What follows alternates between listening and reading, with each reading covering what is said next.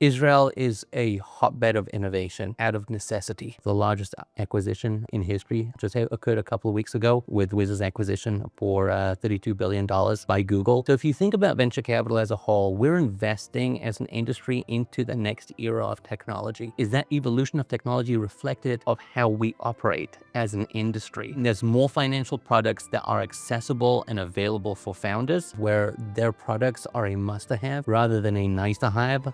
And those are the things, the nuances are really the most important things that can really transform ideas, people, businesses, companies into things of success.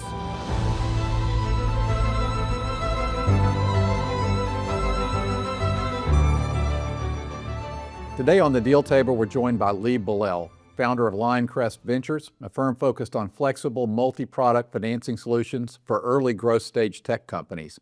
He also serves as a partner at Grayhawk Capital, where he spent nearly 7 years investing in and supporting B2B software companies. Before that, Leib was the CEO and founder of the Arizona-Israel Technology Alliance, where he built bridges between the U.S. and Israel through M&A, joint ventures, and strategic partnerships. He's been named to the national list of influential young executives and honored in the Phoenix Business Journal's 40 Under 40. Hope you enjoyed this episode.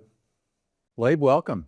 Welcome to the Deal Table. Welcome to Old Parkland, a campus you're familiar with. Yeah. Welcome to the Pig Room, a unique place to do anything, including filming a podcast.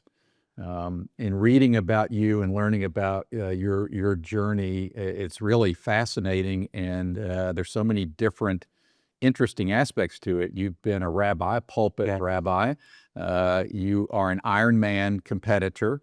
You've run high growth startup businesses. You now run a venture firm, and last but not least, you have 6 children to take care of. The oldest of which now is getting to be driving age, which is an interesting time as a parent. I'm well past that, thankfully.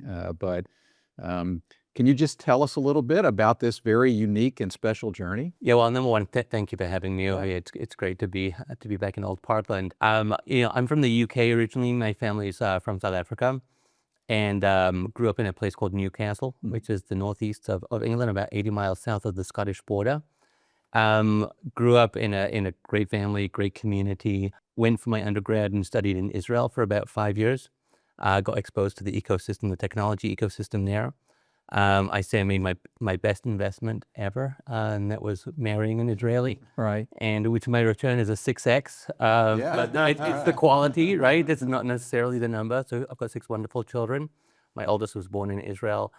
Moved to Des Moines, Iowa in 2011. I was getting my MBA while I was in Israel, and an opportunity came up to serve in the pulpit. And when I was studying in Israel, I was on my own journey, on my own faith journey, and ended up really starting really from a grounds up and exploring my history, exploring my faith, and landed up in rabbinical school. And I didn't have a plan on becoming a rabbi. I'm very community driven, very focused on the people around me, how I can be a net gain for them, how I can be a contributing factor to their life. And there was a committee from Des Moines that was in Israel, and I was approached and asked whether I would consider moving to Des Moines, Iowa. And I was like, where is that? And it was a synagogue that had been founded in the 1800s, and it was way past its heyday. And they were down to about 42 families, down from several hundred at its peak. And I didn't give it much thought. I spoke to my wife about it, and with a little bit of prodding, I saw this as an opportunity to, again, contribute to the community and go to a city that had a historic past and see, could I be a contributing factor there? And we landed up there for about 5 years, and we left from growing the community from about 42 families to over 100 families. And when we left in 2016, so that was my evolution from the UK to Israel to Des Moines. While I was in Des Moines, I finished my MBA. I started a software company called Glimpse there. which ultimately, with the timing of my kids growing up and where the position of that company was, we needed additional engineers. We all ended up moving to Arizona, and that was through an entirely different process. As the timing aligned, I was racing Ironman triathlons, and if you're not familiar with Ironman triathlons, it's a 140.6 mile race that you have 17 hours to finish the race in. And that comprises. I would need a lot more than 17 hours to finish that. Congratulations to Thank you. you. I mean, the secret to it is really, it's a life secret, and it's really an ethos. It's about the step by step. It's not necessarily about getting to the end, although that's my favorite part. People ask me what's my favorite part. It's really finishing it. But it's the discipline. It's the mindset of little bit by little bit, goal by goal, and eventually you get to that destination of where you want to go. And going back to 2015, I was racing in Boulder, Colorado, and I was in great shape of my life, and I landed up having strep on that day, and I found that out about 20 miles into the bike. So it's a 2.4 mile swim, 112 mile bike ride, followed by a marathon, 26.2 miles, and there's three letters that most athletes, if any, want to have associated with any race, and that's a DNF, did not finish. And I did not want that associated with any of my races. And I finished the race. I cried and walked the entire marathon. And I finished it in my official time is 15 hours, 59 minutes, and 59 seconds. So an hour and 1 second to spare. And the only race that was available in the rest of the season was down in Tempe, Arizona. It's the only race I could get into. And at that time of when we were looking at growing the startup, my founders, my co-founders and myself, we didn't want to move to San Francisco or New York or Boston. And we were looking at San Diego, Colorado, Austin, and Arizona. Those are the 4 locations. And Arizona was actually number 4. But I went to visit there and to race there. And I came back and I was like, this is a great place, great quality of life. I've met some wonderful people. And that's what brought me to Arizona. And that's where I've been since. I'll just say that there's a lot to unpack there already, but like the DNF, you could associate that with as an entrepreneur. It's like, the whole never quit, the resiliency of having to be, to be an entrepreneur, you have to have that resiliency. And then just like the DNF factor of did not finish, just like not wanting to have that on a label. A lesson we got from Victor Vescovo, he was on here and he was saying like your first deal is the roadmap for the rest of your career. So if you mess up that first deal, your career could be, kaput. So like having that DNF on your record, whether that be racing or as a startup, I think there's a lesson there. There are so many correlations between athletics, fitness, mentality, and startup life. And a lot of it has to do with persistence, determination, the never quit mentality, and, willing to be hit over the head a number of times, knowing that you're going to have to pivot, going with all those lows that come with the ultimate high that all entrepreneurs strive for. You talked about a community, and we ask our guests what are the 1 or 2 themes they want people that watch this podcast to take away, and your answer was the importance of people. So serving as a rabbi and ministering to that community, how does that translate into being, I don't think of that as connecting with being in a transactional industry in venture capital. The way that I see venture capital, and I think finance as a whole, and there's many parallels to other industries, is that we are in a time and relationship driven business. Those are the 2 key components that drive really everything and anything. How much time do we have available, and who are the people that we know that can really culminate in something that is powerful and successful? The relationship side, you can have all the data regarding something, regarding a deal, but do you know the people? And if you don't know the people, how much more difficult is it to be able to get in that door? And maybe I can highlight a little bit of what we're building at Lioncrest that has very much a deep dive into those 2 aspects of how can we gain time back from manual work and have that larger availability of time to dedicate to the people in order to be able to have those win-win scenarios. So I'm a big fan of servant leadership, to be able to provide and be there as a resource. I think it's so undervalued or under focused of how one phone call, how one email introduction can change a person's life. And those are the things, the nuances are really the most important things that can really transform ideas, people, businesses, companies into things of success. You are involved in data-driven venture capital. That's a new construct for me. I wasn't familiar with it, but apparently it uses structured and unstructured data to inform your investment decisions. Can you tell me more about that?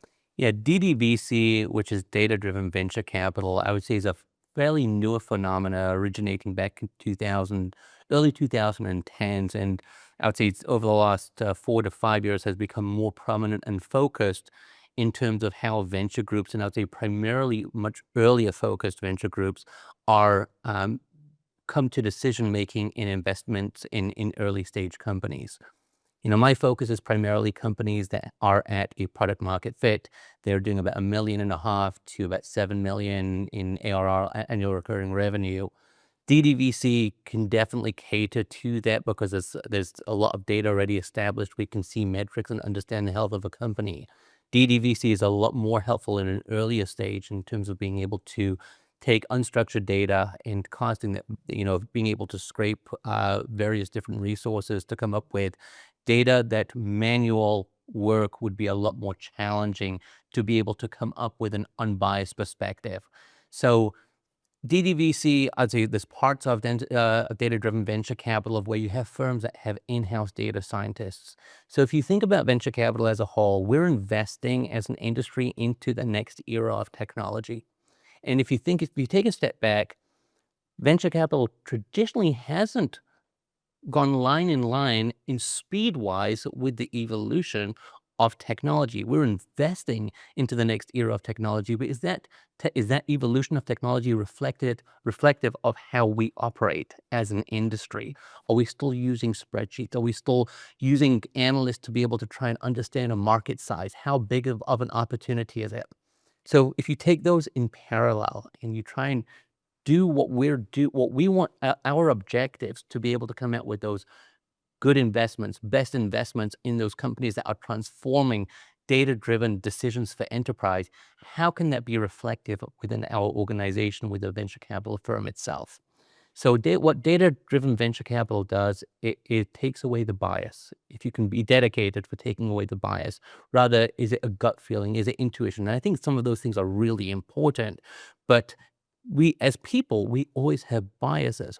If you think about, we had a deal that was great, and therefore this is going to be a great opportunity. This is a great market for us.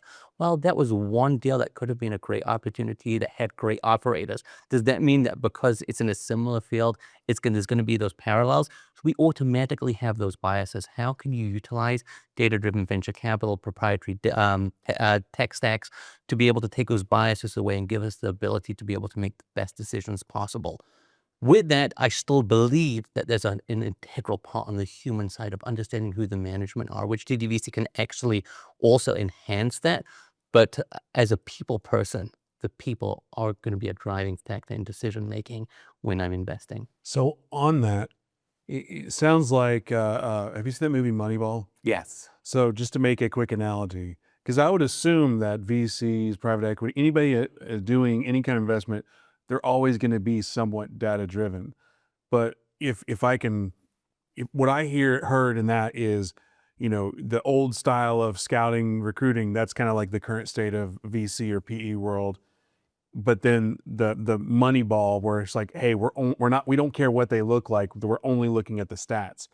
Would that be kind of a good analogy of what you're talking about? I would say there's correlations there, and there's differentiations as well. If you look at venture firm technology stacks, they have generally been pretty siloed and simplistic without being integrated with each other.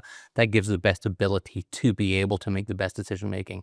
With that said, as I mentioned, that is evolving, and it's evolving in a pretty quick manner. The last survey I saw several weeks back saw about 50% of venture firms now have components of DDVC within them. And if you go back to 2020, it was about 3 to 5%. So that there is a quick adoption, and specifically emerging managers. If you look at legacy firms that have been around for a while, the adoption of change is a lot more difficult. There's many more emerging managers that are understanding the necessity of having these proprietary tech stacks to be able to leverage data, to be able to make the best decisions. So as you see the adoption happening, some of it is happening within the legacy and traditional venture firms, the household names. A lot of it is happening as well within the emerging managers. Within the venture capital universe, Eric Bennett was our guest before you, and he's focused on brain health. And so he's looking at a specific subset of the universe. And then he's looking for not Series A or Series B. And so for you, where are you playing? I guess there's size, there's stage, there's industry. Where does your company fit? So I think when we talk about series, it's a very gray area. You could have a Series A. I've seen a Series A3 and a Series A4, right? What does that really mean? My focus is on companies that have about $1 million, $1.5 million in revenues up to about $7 million. And there is in annual recurring revenue. And there's rationale behind it. It's about understanding the founders, management teams. They've been through a certain cycle, a company life cycle, and they're on this cusp with data, with metrics behind them to be able to demonstrate that there is adoption to market. They have this product market fit. And so this would generally be a post-seed to about series, pre-B or so, in terms of revenue, in terms of stage that the companies are in. And these are generally going to be B2B AI companies. What was vertical SaaS is primarily focused on, these are companies that have developed software for generally enterprise that are mandated within regulatory and compliance aspects. So we're targeting investing in companies of where their products are a must-have rather than a nice-to-have. And if you think about cyclicality of markets and sometimes budgets going up and down depending on those markets, when there's regulation, when there's compliance aspects, those are mandates of where there are budgets allocated regardless of the cyclicality of markets as well. So within that size range, which is fairly narrow, yes. And then B2B, necessary, not maybe, SaaS, that's a fairly, you really reduced the funnel. Is it a crowded space? Are you now competing with a lot of people for a smaller number of deals? I think there's more funds being established, and the more funds that are established, we have generally been in a non-competitive environment. Specifically, we are not running off the deals out of San Francisco, Boston, and New York. So very much focused on undercapitalized and underserved geographies in the United States, of where there's less competition, a lot more collaboration as well. So just by nature of who we are co-investing with, who we're syndicating deals with, and again, it comes down to the people. Who are the people that are going to push you? Who are the people that are going to pull you? Generally, it's a lot more collaborative, and especially having folks that understand the space, knowledgeable in the space, have the networks, resources to be able to help those companies. It's a lot more complementary than it is otherwise. So being in Arizona, does Yes. that give you an advantage because you're not on the coast? And are you seeing deals in that geography as opposed to, is it deals that are just, because you can originate deals out of San Francisco that may not be San Francisco companies, but are you? Yeah, I mean, the companies coming out of San Francisco, I'm thinking to myself, if I get an inbound from them, well, does that mean Sand Hill Road has said no to you and then you're reaching out to Arizona, right? Yeah. I love Arizona. It's a great state to raise kids. There's some significant wins within the state, like TSMC. They're building a $20 billion fab. You've got Intel there, some great large initiatives happening. I would say from a startup ecosystem perspective, we've got a lot of work to do, but there's definitely been progress. I spend a lot of time in other markets. I spend a lot of time in, obviously I see a lot, most what happens in Arizona, but markets like Salt Lake City, like Austin, like Silicon Slopes. Silicon Slopes, Yeah. we've named it, yes. Southern California, Dallas, Austin, Atlanta. There's, you've got about 65% of all capital are non-coast-based capital that comes into early stage venture growth. So there's plenty of regions to be able to pay attention to. And then I would say something else which is really unique about our fund is that we've got the equity side. We have a debt side as well. And the debt side gives us opportunity on the deal flow side that many firms don't have. So we've got a debt fund and we have an equity fund that have separate portfolios. And there's opportunities to be able to fund the debt side. And some companies grow into the funnel, onto the equity side that we know about and no other venture groups know about, simply because we've got that relationship with them. We've financed them on the debt side. And we've got proprietary deal intelligence simply because we've got the funnel that others don't have in seeing a whole plethora of companies that are not seeking equity, but we've been able to finance them. They've been able to get to their growth stage of where an equity is now a possibility for them, and we're able to continue that relationship with them on the equity side.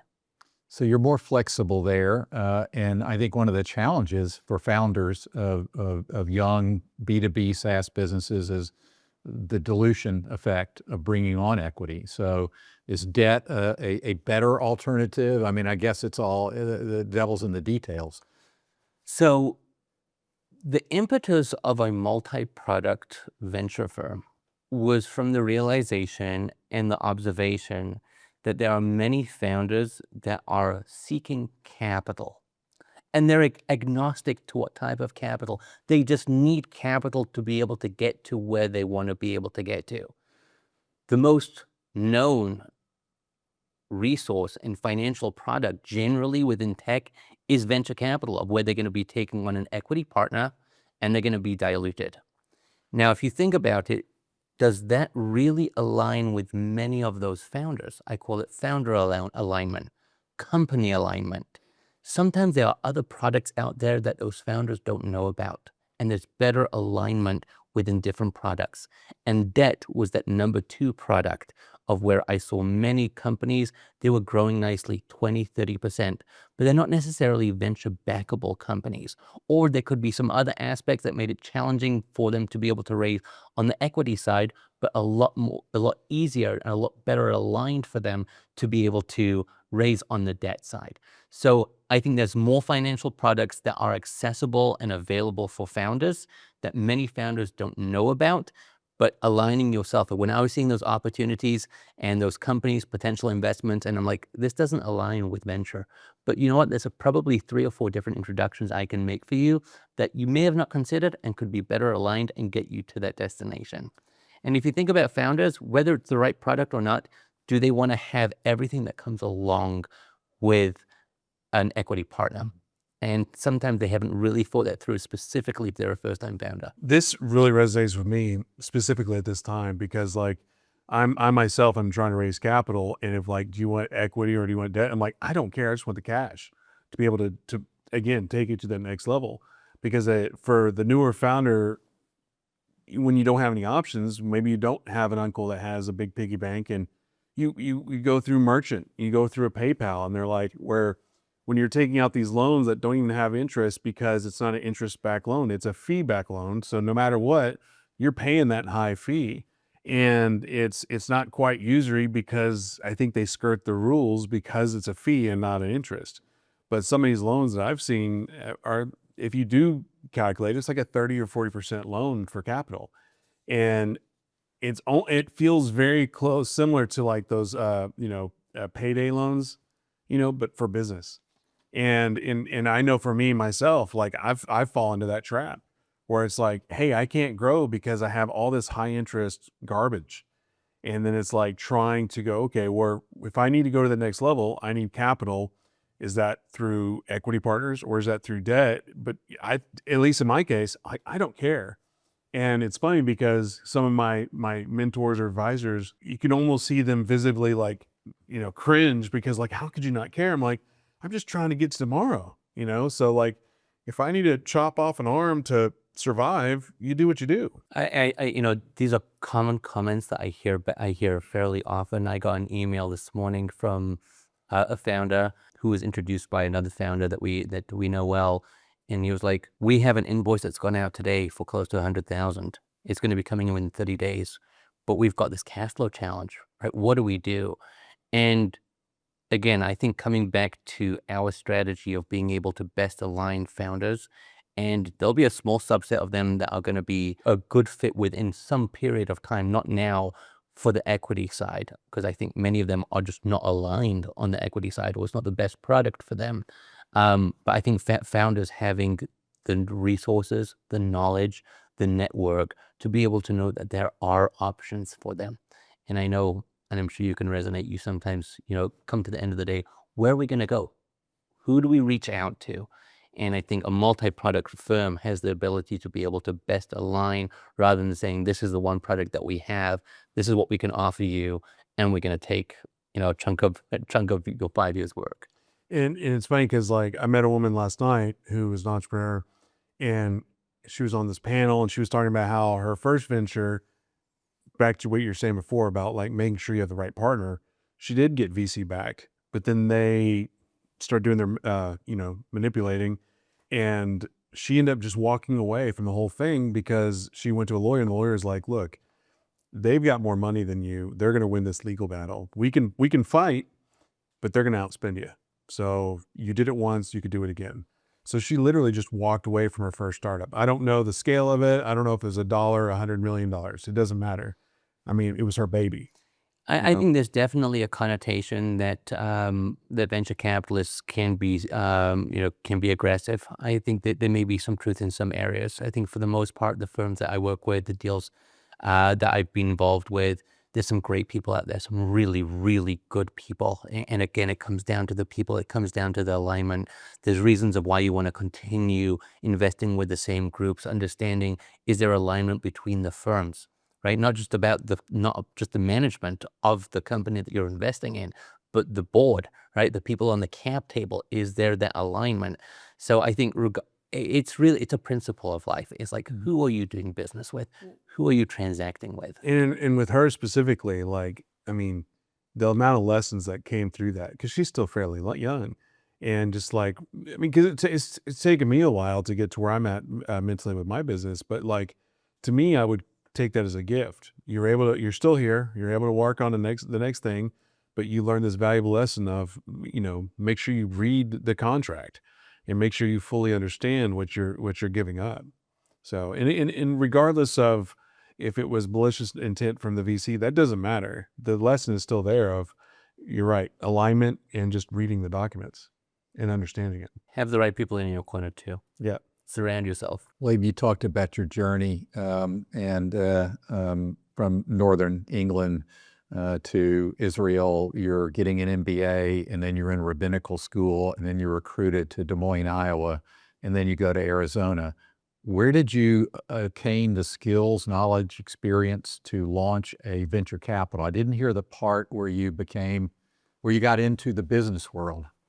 So from Des Moines to Arizona, in early 2017, I exited my part of the business to my partners, and I wanted to do something that was a passion project, and I launched an organization called the Arizona-Israel Technology Alliance. The Arizona-Israel Technology Alliance came about through necessity and through demand. I'd become somewhat of a de facto resource within the state of Arizona for initiatives pertaining to commerce, technology, tech transfers between resources, whether it's both in the public and private sector within Arizona and Israel. And so I established a organization called the Arizona-Israel Technology Alliance, which was really a trade association that focused on being that middle facilitator between things that we saw a net gain both for the state of Arizona and Israel as well. Through that time, I mean, we got tens of millions of non-dilutive funding on R&D between different entities in Arizona. We did with the state of Arizona, ASU, and Ben Gurion University as it related to cybersecurity for green energy initiatives. We led the state's largest trade delegation in Arizona's history outside of Mexico. We took 65 people, including several dozen state legislators, to the state of to Israel. We worked with the Senate to be able to get state funding to open up a trade office in Israel. We led many delegations to Israel. We brought many Israeli companies to Arizona, and there was just a lot of good things happening between the two regions, and some of it had to do with the similarities in terms of topography, the landscape, the challenges within the environment, period, in terms of water challenges that we have in Israel and we have in Arizona. If you look at semiconductors, a lot is coming out of Israel, or, aerospace and defense, there was a lot of synergies in those areas. And I started to see a lot of deal flow and a lot of opportunities both in Arizona and Israel. And the more that I looked at it, there was just a lot of information I was seeing that I had the ability to be able to utilize. And so I went and started my own small fund, pre-seed seed stage fund called IRRs Partners. IRRs in Hebrew means the land, and you had the A and the Z at the beginning and the end for Arizona. And I saw an opportunity within these companies because the nonprofit was focused on really everything and anything, not on the investment side. It was all had to do with just collaboration. It could be research and development. They could be grants. They could be customers, right? Customer introductions. And on the investing side, that's where I saw an opportunity, and I set out to raise a small pre-seed seed stage fund. And my attorney on the fund formation side introduced me to another firm in town in Arizona called Grayhawk Capital. Grayhawk has a great reputation, being a very successful fund, and I'll even call them the OGs of venture capital, definitely in Arizona. The firm was founded in 1999. And I was introduced to my partner now, Sherman Chu, and who's the co-founder of Grayhawk Capital. And the more that we got to know each other, I met the firm. We initially was introduced more on the opportunity side, on the deal flow side, and we got to know each other. And then they asked me to join them. They were raising their next fund, and they said, instead of being a solo GP, why don't you come on over to Grayhawk? And that's where I've been since 2018, I believe it is. Yes. So I want to talk more about your process for investing, but I'm curious. What is the state of business and investment in technology in Israel given today's environment? Yeah, I think my answer will be the same pre-October 7, 23, and just with a heavier emphasis post-October 7, 23. Israel is a hotbed of innovation out of necessity. The mentality, if you look at the founders of the most successful companies out of Israel, many of them are coming from a unit from the cyber intelligence unit called the 8200, which is the 8200 unit. The necessity for innovation isn't an opt-in in Israel. There is an absolute, if you're not taking care of your job and the needs of the state and the needs of the country, then you're literally potentially jeopardizing your family, your siblings, your loved ones. You're talking about a country from north to south is maybe about a 6-hour drive. From east to west is, in some parts of the country, is 45 minutes, an hour. So it's really small. That doesn't have the friendliest neighbors either. And the necessity for innovation. And if you look historically, going back to, I'd say even the 1960s, of when I would say probably the first impetus for innovation by necessity came into place when the French had an arms embargo on the state of Israel. And when the arms embargo, the state of Israel were faced with either we do something in-house and we innovate in-state, or we go and find additional partners. And they decided to innovate in-state. And that's probably where the catalyst of innovation out of Israel started and has really snowballed since then, obviously picking up a lot more momentum, in the early 2000s through to today. And so, if you're looking at Israel as the largest acquisition in history, and just occurred a couple of weeks ago with Wiz's acquisition for $32 billion by Google. That's, I would say, a testament to the scalability of companies can get. Now, do I think that's an anomaly? I think today it's an anomaly. Do I think that is, as high it can get? I think people were thinking the same when Mobileye sold to Intel. And there's been several other large multi-billion-dollar acquisitions, and we sometimes think, okay, that was just an anomaly, but then a couple of years later, another one happens and another one. So I think the innovation by means of necessity will continue. If I see some of the technologies coming out post October 7, 23, and how they are being transferred into enterprise opportunities, I'll give one such example of where the need to be able to look underground and see what's happening underground. And the challenges with pre-construction in the United States, you've got large contractors. They don't want to, they've got some pre-construction that they need to do for a large building facility or a housing complex. And there's wires and there's pipes underneath. And if you mistakenly hit one, then that whole project is put on pause for, it could be a couple of weeks, it could be a couple of days, it could sometimes be longer than that.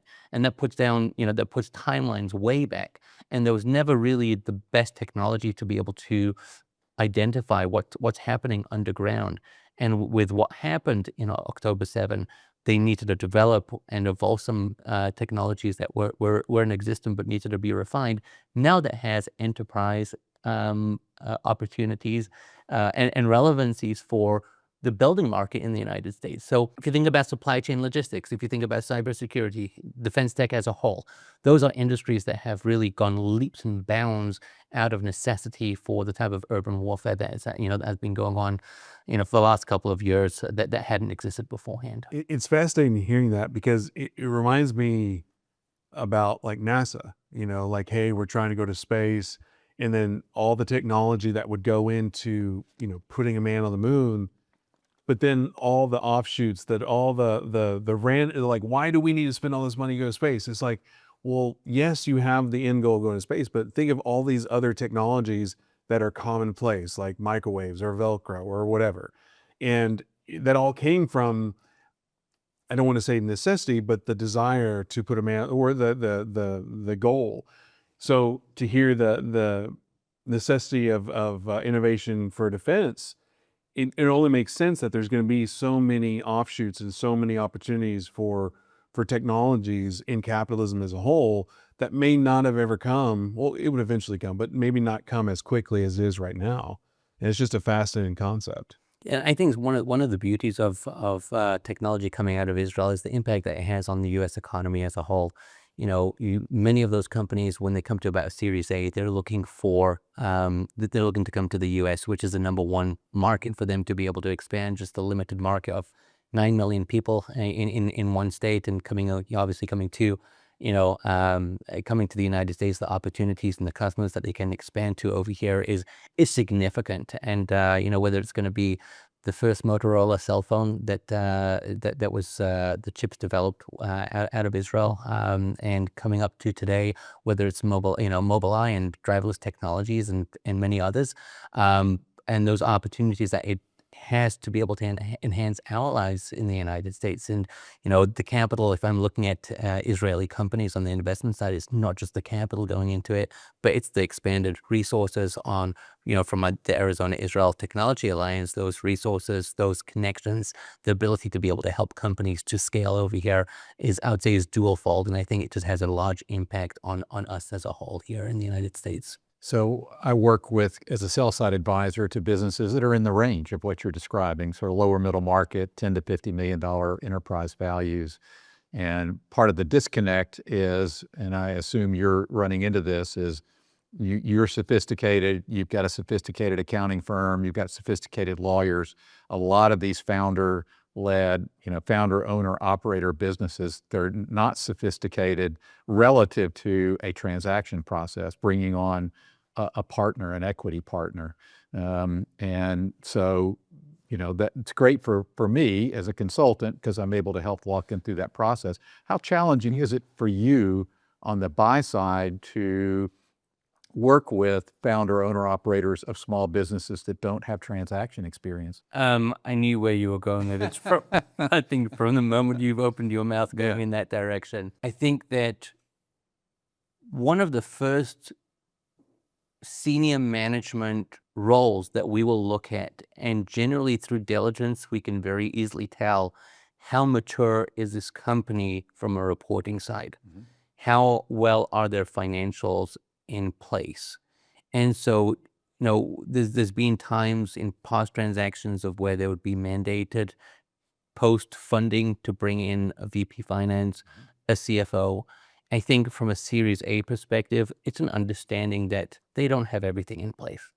And that could be that, the onus is on us to be able to help them and to be able to get to them to a place of where they've got the systems and processes and reporting in place. So if it was a Series B company, then there would be a lot more concern. If it's a company that's raised maybe seed capital, they're raising Series A capital, that is, I think, a little bit of give and take and understanding that companies, they being focused on one thing and one thing only. That's grow, grow, grow, grow. That's where their focus is being. And sometimes a little bit of adoption and adapting to a new reality that with additional capital to be able to help them to grow even further, that mandates additional focuses and resources to be able to help management team or the sales side or the CEO to be able to get to those goals, which would include the reporting side. Right. Are you making control investments or? No, these are all minority. These are minority. Yes. Does that change the due diligence? Is it a lighter due diligence or is it the same? Well, let me ask you, is fiduciary responsibility different if it's a minority or if it's majority? Your answer, a quick answer. How many, when I'm talking to private equity firms about businesses I'm representing, they're looking at a few thousand deals a year in some cases, right? And so, they see things in a very orderly construct. And the onus is on us to move at their pace and give them the information in the manner. How hard is it for you to get information and to organize in order to make that investment? I think each process is different. I don't think there are systematic, easy transactions that happen. Maybe in some cases there are. And sometimes it goes back to your original question is like, do they have the information that's really needed, or do we need, the analysts to go back and try to reconcile everything in the way that we need the reporting done? I think most VCs will say that in the areas of focus where they're investing, they see everything. I don't think that is a true statement at all. I think once you're utilizing DDVC, that statement can become a lot truer, because you're not necessarily biased where you're getting, how you're getting. You're utilizing tech stacks to be able to get the deals that really fit the criteria of where you're investing in. So, going back to your question, how easy it is, I don't think we're in it isn't an easy job. We got to work hard. I was talking to one first-time founder, and he was asking me, well, where do you spend your time? I'm like, there's the deal side, but then there's the fundraising side. And he's like, what do you mean there's the fundraising side? I'm like, we need to bring in capital as well to be able to invest. And he's, I hadn't thought about that, right? So, we go through cycles as well. We go through the fundraising, the deployment, the governance, the exiting, and then you rinse and repeat that over and over again, hopefully successfully. So, I think you always want to be putting in, I'm just obsessed with putting in as much as you can. I'm pretty rigorous in terms of dedicating what I need to. I'm, I'd say, an overachiever. And I don't take that, I don't take the responsibility as being a fiduciary of people's capital lightly. And I think I'll probably overwork most people. Yeah. From a rate of return standpoint, our guest earlier today is a VC investor. Yeah. He's looking for a 20% return to his investors. I guess that's net of all the layers, any layers of fees. Not uncommon to see VCs focusing on a higher rate of return, 30% of above. I was a wealth manager in a previous life, and the capital asset pricing model, the more risk I take, the more return I want. VC investing in young companies is certainly at the higher end of the risk spectrum.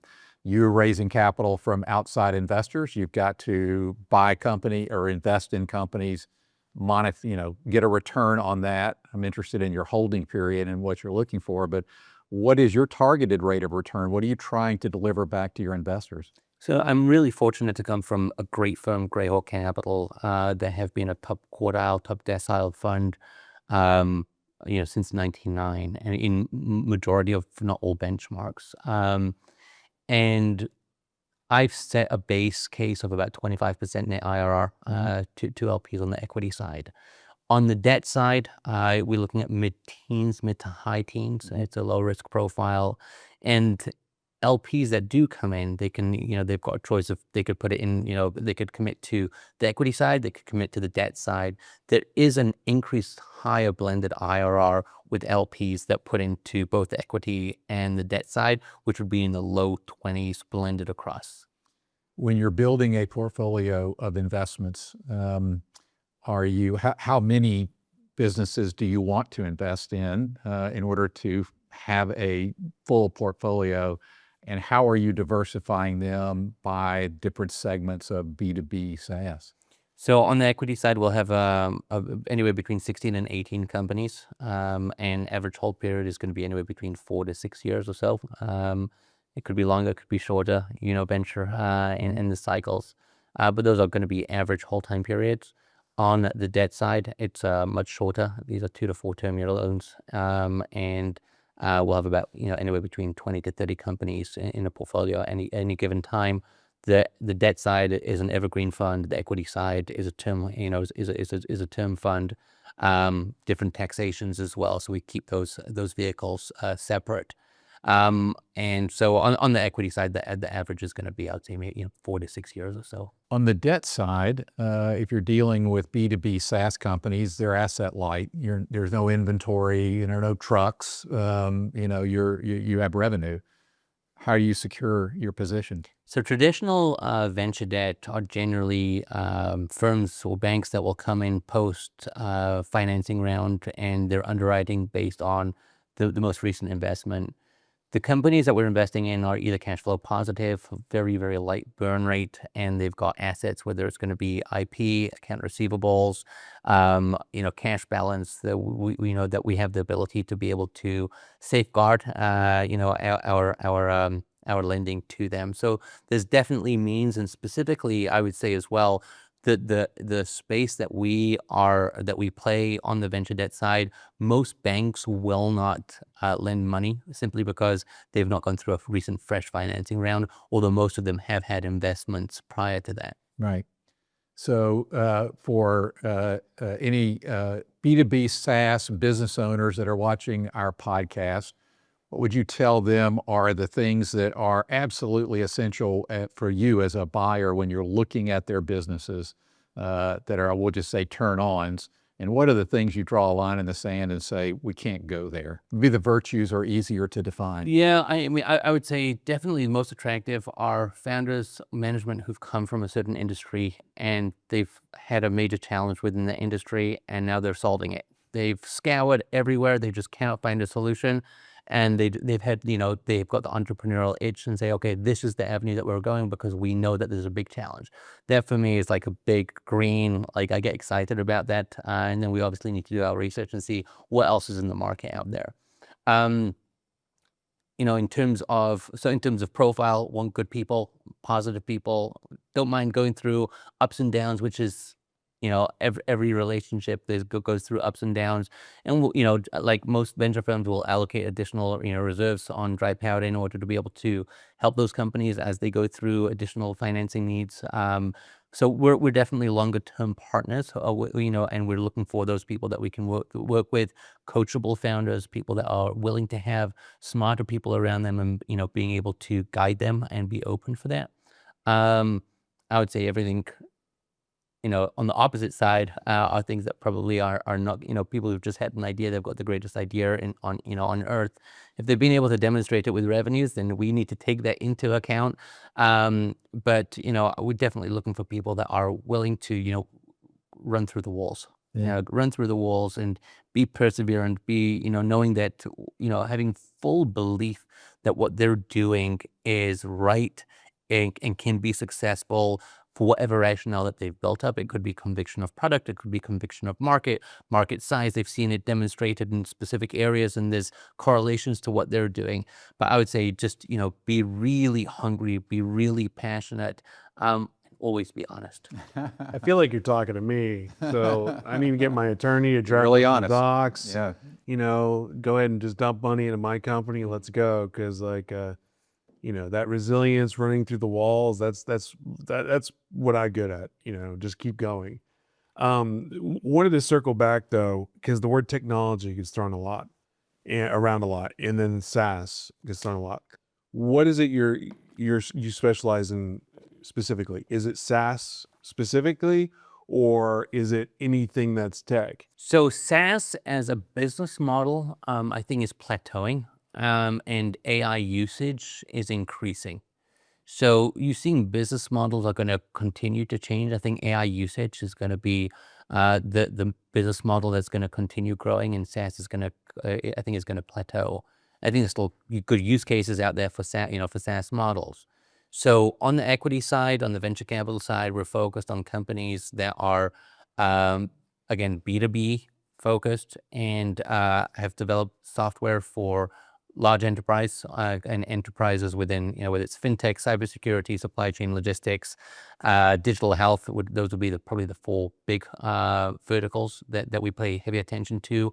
All of them have regulatory compliance aspects to it as well, although it's not a must, but those are things that we gravitate towards. And on the debt side, it's a lot more flexible. We've got marketplace, we've got tech-enabled services companies there as well. It's just a lot broader, and the ability to be able to lend to those companies it doesn't need to be as narrow and rigorous than it is on the equity side. As far as the AI goes, I think I saw 1 in 10 on the planet are on like OpenAI every day or something like that. Maybe not OpenAI, but just AI in general. It's I've been in a number of audiences recently of where the presenter asked for a show of hands how many people had utilized OpenAI or just any AI platform over the last 24 hours. And it's always surprises me. I would say always over 50%. The most telling one was where there was definitely an older demographic, and it was well over 50%. And I think if you think about adoption, and generally the older generation are less accustomed to quick adoption, the way that technology adoption has compounded over the last 5 to 10 years is absolutely staggering, to the extent of where I saw 80-year-old hands go up, and they utilize it often. And they're utilizing it in so many different forms. I had some conversations with them afterwards. But that's the era that we're living in. And if you're not jumping on the bandwagon, you're getting left behind. And what's funny about that is, on the other side of the fence, I got a call yesterday, just a random discovery call. And her inquiry was, can we help her put a PDF on the internet? And I'm like, ma'am, you can do that right now by yourself. You don't need me. And so I just walked her through how to use Google. And she's like, oh, wow, this is great. I was like, yeah, you're welcome. Now pay me $1,500 for consulting. No, but it was just like, but the other side of it is like how there's still a population of people that don't immediately go to, let me Google it. I think Google obviously developing their own engines, but Well, I wasn't even talking about AI. I'm just talking about mindset. Right. I mean, I think also depends if you go to rural America, it's going to be different than the large metropolises as well. But I think every touch point is going to be affected in the next couple of years. One of the challenges, I think, or raps against maybe VC is that 4 to 6 year exit, right? You've got investors, they want their money back, they want a return. Who knows where the market will be 4 to 6 years? Could be a terrible market, could be a great market, but don't know, can't control that. May have investments that need more time to fulfill, the expectations. How rigid are you in that? And is that something that is a challenge for Grayhawk, for your firm? Timing is everything. Yeah. And majority of folks that are investing in venture capital understand the longevity of the investment and the relationships that go along with it. And that there's different cycles. You can have great cycles, or you can have cycles like you've seen over the last 4 years or so. The DPI, distributed paid-in capital, is very, very low, and in some cases non-existent. I know that when I've raised capital, currently raising capital, I am very verbal about the cyclicality of market, but where the outsized returns that you can get in venture capital outweigh sometimes the patience that's needed to be able to harvest those investments. So I think communication is absolutely key in letting investors know what your expectations are, what different scenarios and outcomes are possibilities, and having that communication with them. And generally, those folks who've been around for a while, family offices, institutions, other maybe people who've been angel investing for a while, they will actually respect that a lot more than you telling them we're going to be able to exit within 4 years or 5 years or 6 years. Now, there are legal mandates within the structure of a fund. Right. And in most cases, you have a term fund with a couple of years of extensions possible. And that I've seen that more and more common, of where there are extensions by another 1 or 2 years post the typical 10-year fund. Most LPs are not going to want to take full ownership of their portfolio if that term comes up after, call it 12 years. And they're going to be, they're going to need to suddenly they need to govern their own destiny within those portfolios. Some of them are normally on the back end of a fund. You've either got some great winners, or you've got some of those that refuse to die, right? And so, I mean, funds can go back to the LPs and get input from them. But I think having those communication conversations earlier on when you're raising capital is incredibly helpful. Yeah, I guess it depends on your investor mix as well, having the right kind of investors that have that mindset and understand the issues. Yeah, I mean, just like a company has an ICP, an ideal customer profile, I think it's important that firms like ours has an IIP, an ideal investor profile. Understanding who's your target market, who resonates with what you're investing in, the timelines, the cycles, the verticals, whether they want to be proactive in specific areas or whether they just want to be passive investors. For me, the one must-have is be a mensch. Be a good person. I much prefer to be able to have good people that have capital behind them, rather than having capital that have schmucks behind them. So can you put that into your data-driven model? Menches, not schmucks? I've not tried that yet. I think that's maybe a first go-to. No data out there on that. I don't. Yeah, I don't think they've tagged the schmucks yet. Right. But we do a lot of references on the LPs that we bring in. Most of them are by referrals. So if they come in from good people, and I'm a connector. I like connecting people. And if I have someone from the get-go that I don't think is a reliable, trustworthy, or good character person, the ability, and they need me to, or they request for me to introduce them to someone else, and if I can't do that in good conscience, then that's not an LP that I think is a good fit for the fund. On the other hand, good people, I want to connect them all day and every day to the right people. Right. Real quick, just because you said it was interesting, and it was kind of a throwaway comment, but it made me think. You talked about how some fund or some investments, they go to the moon, and some refuse to die.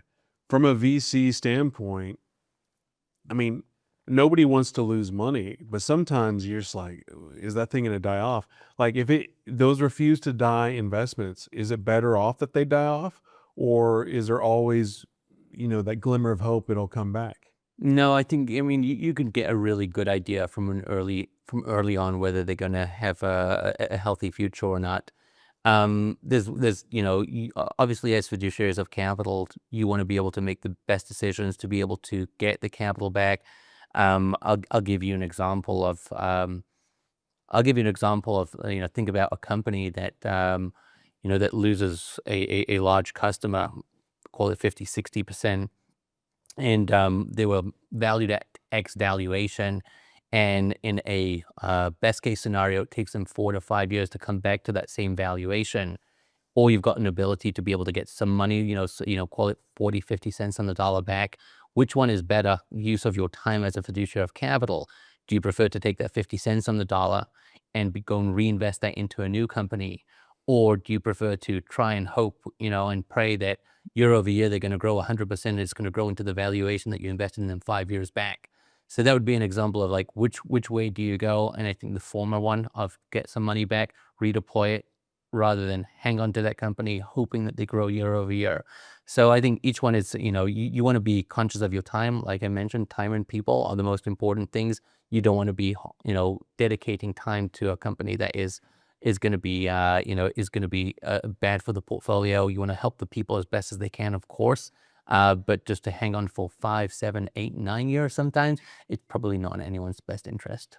Now, there could be exceptions to it, don't get me wrong, but I think as overall, and that's probably the best approach to take. So you've done 5 Ironmen? I've done 5 Ironmans, yes. And you have 6 children. I do. So what are the odds that the next time we talk to you, would it be more likely there'll be 6 Ironmen or 7 children? 6 Ironmans. I could be wrong, but I think it's 6 Ironmans, yeah. You have another Ironman in you? I do. Okay. I do, yes. Yeah. I've done the regular course. They don't call that Ironman. There's generally that you've got a sprint triathlon, you've got a Olympic triathlon, you've got a half Ironman and an Ironman. So I guess I'm in the when I did it, which was a number of years ago. It was the 1 mile swim and the 20-something mile bike and then a 10K. So 10K is going to be, so that's going to be the Olympic distance. Yeah, right. Yeah, it's a 1,500 meter swim. Right. I think it's a 25 or 26 mile bike ride and a 10K. Did a few of those, enjoyed it. Yes. I think the last one I did, the run, which is the end, right? It's the last event. It was in a location where they had you run, 5K out this road and then run 5K back. There was something psychologically about running back from where I'd already been that was very deflating. But like you, I didn't want the DNF, and I wasn't racing against other people because there were a lot better athletes. I was working against myself and my time and finishing. Yeah, and that's again another common theme is with, I would say, triathlons in sports as a whole is, you are competing against yourself. Who is the best version of yourself that you want to become? And, on that note, I was racing in Galveston, probably back in 2012, 2013. I was doing a half Ironman there, and they had an out and back bike, so you go right along the coast, and I had this tailwind going out, and I could not think about how brutal it is going to be coming back. And about 2 miles before the turnaround, I get this big headwind. And I've never been so excited about a headwind because I had 2 miles of headwind and then I had a tailwind coming back as well. And again, it's all in the head, right? All in the head. And sometimes even in business, some of those things come out of left field. You're not expecting it, and those big, great things happen as well. Yep. Sometimes it's circumstances, sometimes it's customers, sometimes it's management, new additions to management teams. But I think always being optimistic, being real, keep your feet on the ground, keep your head on your shoulders, but know that there's some good things out there as well. And how you react to adversity. How I react to adversity now at 66 versus when I was in my 20s and 30s. Everything was a crisis. Yeah. Everything was so important. And it's one of the interesting parts of aging is looking back, you go, wasn't a big deal. Yeah, I'll tell you, one of, if not the most important thing I've learned from my partners at Grayhawk is the art of patience. Mm-hmm. Yeah. And I don't take it for granted. It is a virtue. It's not a virtue that I have been able to embrace successfully, constantly or consistently, but it is a virtue. Mm-hmm. It's now sort of cliche, but living in the moment, being present, not living in the future and worrying about everything, living in the past and replaying all that is challenging. But if you could master that or even partially master that, I think it makes for a calmer a higher quality of life. Yes, Yeah. Are you a big reader? I do. What are you reading right now? I've just finished Power Law, which is a great book on the history of venture capital. It came out in 2022. It's a great read. Power Law? Power Law, yes, Power Law. A big fan of Adam Grant. The Originals is another one that I think a lot of entrepreneurs would enjoy reading. Sheryl Sandberg, Plan B is another one that she co-wrote with Adam Grant. But those are my. Have you read The Fish That Ate the Whale? Yes, I have. Adam Zemerai. Yeah. Samuel Zemerai. Yeah. So yes, I've read that book. I've recommended it to a number of people. It's fascinating. Yeah, that would be taking capitalism at its rawest form, and his story with the bananas in Guatemala, and what he did, and the bananas that we eat today are not the bananas that we had here 50, 60 years ago or so. I mean, it was probably like 80. Maybe 80 years ago. But yes, it's a great book. Well, yeah, because he's the whole reason that you have banana republics. Because he basically, not to recap the entire story, but he was an importer of, he became the biggest banana king, and then he had some issues with with some of those countries, and then he realized, well, wait a minute, my company is bigger than your country, so maybe it wasn't him, but somebody in his company basically were like, well, we'll just overturn the country. But the other aspect of it was his involvement post World War II with the formation of Israel. Mm-hmm. So he because he had all these boats, he lent. Well, I don't know if he lent, but he was. And there's one thing that I love about that book that I was not familiar with, was post World War II. All the embargoes on the Jewish population of Europe, they didn't get lifted. They were still there. So, and they were still being murdered. And, they sent all these banana boats over there, or at least one. And, so some of the first early population of Israel came from his boats. Yeah, interesting. But he wanted to keep his name out of the public because of politics. He was able to overthrow governments. He was the CEO of, I believe it was United Fruits. United Fruits. It's a fascinating story. Someone who an immigrant to the United States, came here with nothing, was selling the leftovers of bananas and fruit at the end of every railway track, and then he built up an empire. There's so many lessons. Yeah, it's a great book. One of the things that I was thinking, the reason I want to bring it up is there was one moment in that book where in World War II, he lost his son to, I think he was a pilot, or his son was lost in combat. And then one of the early diplomats from Israel came to him, and he was just like, well, what are you asking for me? And they're like, we're asking everything of you. It's like, I mean, I'm not Jewish and I'm not Israeli, but it was powerful. Yeah. Like, we want everything. We expect everything. I thought that was a powerful, and obviously it's in a book, so who knows how legit it is, but it was powerful for me. It's a good read. Yeah. But you lit up when I brought it up. Well, Leib, we appreciate you joining us on the deal table Thank you. today. Any final comments? Any parting thoughts for you? Surround yourself with good people. Yeah. Yeah. Makes a big difference, doesn't it? Yes.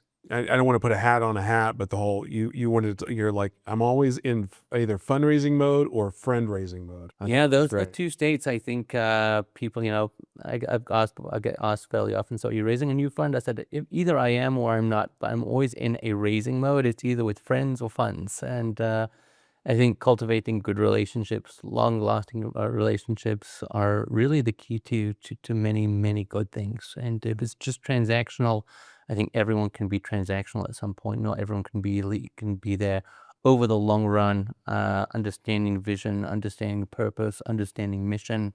And those are things that I think are, when you've got two that align like that, it's just something very special, very unique. Yeah. Thank you for being here. Thank you for having me. Leib. It's been a pleasure.